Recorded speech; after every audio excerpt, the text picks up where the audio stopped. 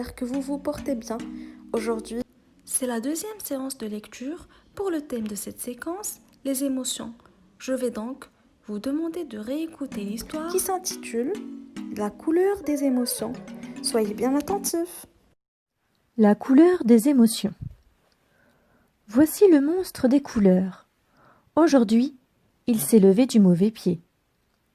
Il se sent bizarre, perdu, désorienté. Dans sa tête et son cœur, tout s'embrouille et se bouscule. « Ah, mais qu'est-ce que tu fabriques ?» lui dit son amie la petite fille. « Te voici tout barbouillé. Tu t'es encore emmêlé les pinceaux. Regarde-moi cette pagaille. Tes émotions sont sans dessus-dessous. Ton cœur est un vrai fourre-tout. Comment veux-tu t'y retrouver ? Je vais te donner un conseil. Les émotions, commence par les séparer, puis range-les chacune dans un flacon étiqueté. Ainsi, tu y verras plus clair.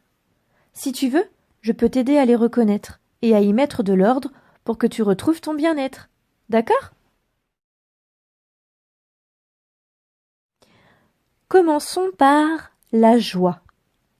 La joie est contagieuse, merveilleuse.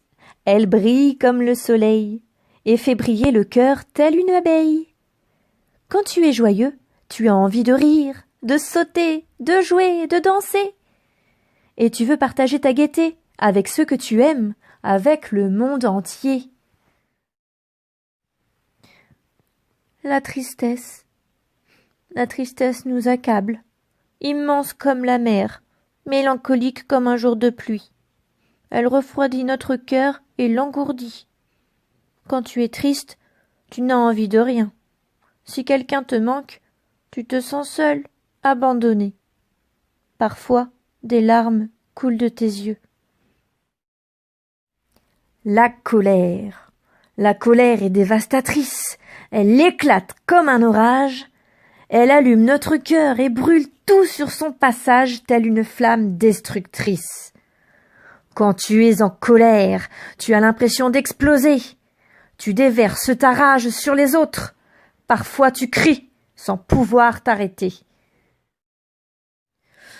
La peur est lâche, sournoise. Elle étouffe notre cœur comme un serpent. Elle se cache dans la nuit tel un voleur. Quand tu as peur, tu te sens tout petit, tout faible, incapable d'agir posément. Et tu peux devenir méchant.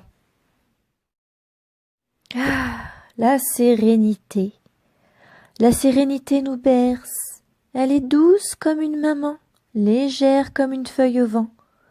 Quand tu es apaisé, ton cœur respire lentement. La vie se déroule aisément. Tout te semble facile. Voilà les émotions qui te submergeaient ce matin. Tu vois, elles ont chacune une couleur différente. Et quand elles sont bien rangées, il devient plus facile de les comprendre. C'est mieux comme ça, n'est-ce pas ? Savoir ce que l'on ressent, c'est important. Oh ! Mais que t'arrive-t-il à présent ? Voyons, peux-tu me dire ce que tu ressens ?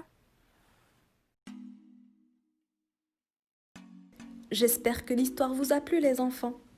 Maintenant, on passe aux questions. Tenez-vous prêts, on commence.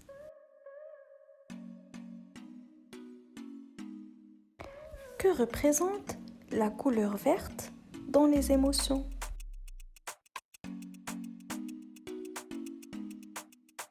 As-tu trouvé la bonne réponse ? Très bien, la couleur verte représente la sérénité. On passe maintenant à la deuxième question.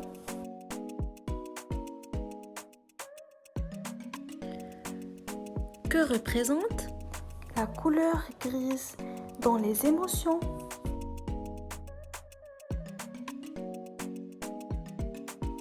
Bravo, la couleur grise représente la peur. Bravo les enfants, je suis vraiment fière de vous. Maintenant, on passe à l'activité de lecture. Je vais donc vous lire la consigne avant de la réaliser. Entoure le monstre qui représente la sérénité en vert. Et pour la deuxième consigne, entoure le monstre qui représente la peur en gris. Bon courage et à bientôt!